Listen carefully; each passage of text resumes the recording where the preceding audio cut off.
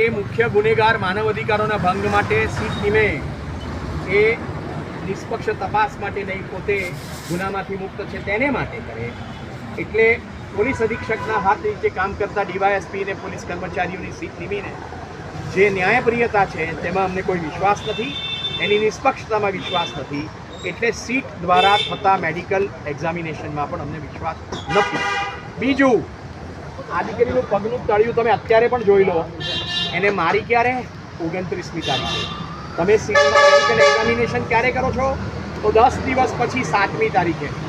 સામાન્ય રીતે તમે હાથ પગ તોડી ના નાખ્યા હોય ત્યારે આ પ્રકારનો માર છે તે ફોરેન્સિક એવિડન્સ પ્રમાણે અમરેલીના જાણીતા ડૉક્ટરો અને અમદાવાદના ઓર્થોપેડિક સર્જનો અને જનરલ ફિઝિશિયનો દ્વારા બહુ સ્પષ્ટપણે કહેવામાં આવ્યું છે કે આનંદભાઈ મેડિકલ એવિડન્સમાં 10 દિવસ પછી કશું નીકળે નહીં.